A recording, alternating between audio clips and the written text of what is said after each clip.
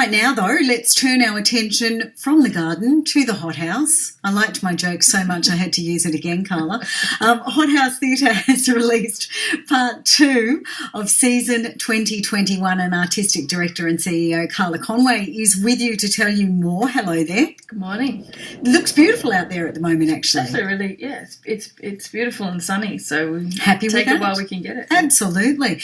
How has the last 18 months or so been for you? Oh, look, it's been an up and down journey for us, as it has been for every small business, I think, on the border. And I think what's been really challenging for the artists in the community is the complete up and down and uncertainty, and, you know, as we are in right now yet again.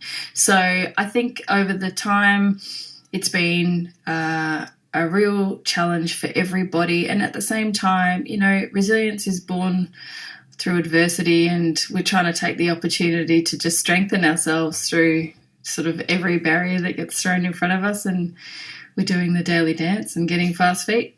And I think as well, you know, very early on, you know, there was a lot of love, obviously, for our healthcare workers and recognising them, but also when it comes to the arts, realising just how much we rely on that form of entertainment and that form of education that it can be as well, and how keen people are to get back into that space. I think it's really sustained people through multiple lockdowns, being able to, you know, sit and have a read or listen to music, to zen out. Even the digital content that came out over the last 18 months, you know, really showed a lot of innovation and moved working creatively in that space forward in a massive way. You know, the Australia Council just brought out a new digital strategy. There's a real embrace of the new things that came out of the process. So I think everybody definitely needs artists every day. I think we take them for granted so much at times. They're just so integral in our lives, and we know that 94% of Australians engage with the arts multiple times in a year. That's a huge amount. So, you know, we have to look after our artists. And the great news is, as I mentioned, Part 2 of season 2021. So we've got 3 uniquely Australian stories that we can head along and see. So shall we just go through them? Shall we go through our list and take a look at these one by one? Prima Facie? Yeah, Prima Facie is coming from Griffin Theatre Company. It's extraordinary new Australian work by Susie Miller, and it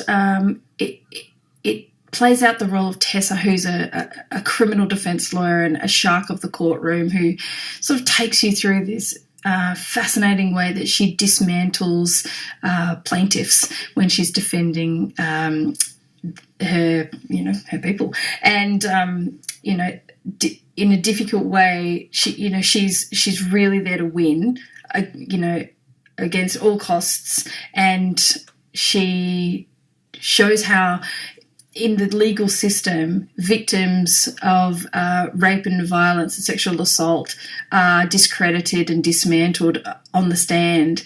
And this is a source of pride for her as a criminal defence lawyer until she comes up against her own experience and has to decide, knowing exactly what she does to people on the stand, whether she's willing to put herself in the chair or whether she's going to let it go to protect herself. And in the meantime, you know, justice is not done. So it's a high-stakes drama. It's very, very thrilling piece of theatre, you know, and continues to speak, unfortunately, to, you know, a huge population of Australia and our continued reckoning with Me Too and, you know, justice for sexual violence. Absolutely. Gosh, that sounds really interesting. Where is that coming from? Is that... Yeah, it's coming from Griffin Theatre Company. We're in a dance with them at the moment because they're up in Brisbane. So we're, you know, we're sort of working with them really closely to see that we can get the company safely from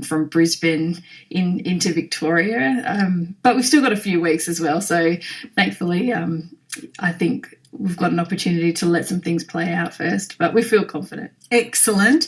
All right, what about our second show? I've been meaning to ask you. Oh, this is so great. This work is a platform for young 9 to 13-year-olds on the border to be in the cast of this main stage work. It's a work for adults, but it's performed by young people. Awesome. And I think the thing that excites me about this work is that over the last 18 months, young people have largely been disenfranchised and left out of the conversation. And in this work, they have the opportunity to get on stage and ask adults the questions that they want answers to. And there's a bit of a process. So we'll be auditioning in August, mid-August, for this cast of young people. So if there's anyone out there who's 9 to 13, or you have young people in your world who would have something to say, we absolutely want to hear from them. And you can go to the Hot House website and register. I love this idea. But there's a bit of a process where they form their questions, and the questions can go out to the community, and you can feed your answers in, and that will become the text of the show.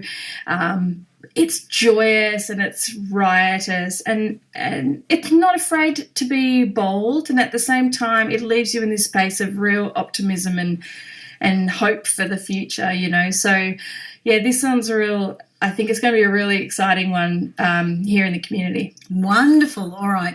Hot House Theatre website or Facebook page, obviously, the place to go for all of this stuff. We'll get to more of that shortly. But tell us about the third show that we can expect, Chase. Yeah, Chase is fascinating. It's this is a co-production between Hot House and Malthouse Theatre in Melbourne. It's a world premiere First Nations work by a prolific theatre maker, Carly Shepherd, supported by Kamara Bell-Wax. And Kamara, we've had a long relationship with here on the border. The work is about really looking at characters who fall through the cracks of society. And Chase is a character that Carly's been developing over a decade. Wow. And has had many iterations, but this is the first time where Chase has been given a whole full-length show. She's at once repelling and compelling, equally offensive to all theatre-goers. And yet sort of there's in her irreverence and in her, I guess, lack of culture, she has the most profound wisdom and the most profound culture to share. And I think this is the thing that's most exciting about, you know, all the contradictory things are actually the greatest strengths. And I think if we gave each other more of a go and we sat down and listened to people, not just those with authority, but actually those who have no authority, I think we would all be the wiser for it. They sound so different, all of these experiences that we can have.